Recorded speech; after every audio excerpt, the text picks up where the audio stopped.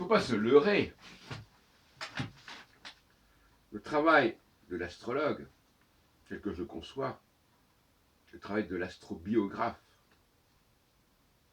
exige toute une méthodologie. Car il y a un phénomène d'amnésie et d'anamnèse qui est en jeu, comme dans la psychanalyse.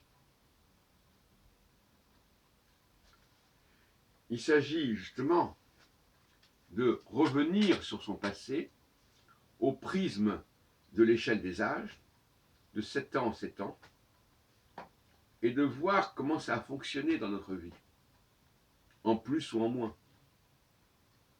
À quel moment nous étions la bonne personne, au bon endroit, et à quel moment on ne l'était pas. On avait peut-être vu nous mettre quelque part, mais on n'était pas la bonne personne, celle qu'il fallait. Et l'anamnèse, parce que finalement, il y a des événements que nous avons pu oublier, que nous avons pu négliger. Et j'ai toujours pensé que la psychanalyse, que la psychothérapie avait besoin de certains repères chronologiques.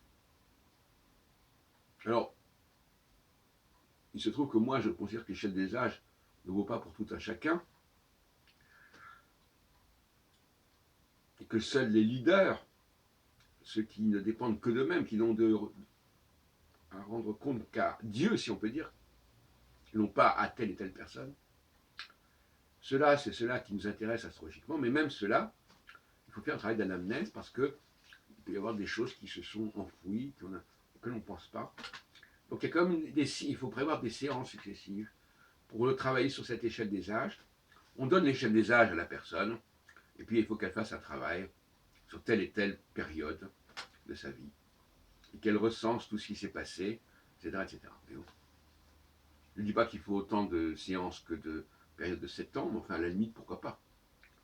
S'il y a une dizaine de séances de 7 ans, ça dépend de l'âge qu'on a. Évidemment, si on a 70 ans, il y a ces phases. Si on n'a que 30 ans ou 50 ans, on n'a pas le même nombre de phases. Ça tombe sous le sens. Donc finalement, je vois la consultation astrologique au niveau des leaders comme une consultation tranche par tranche de 7 ans.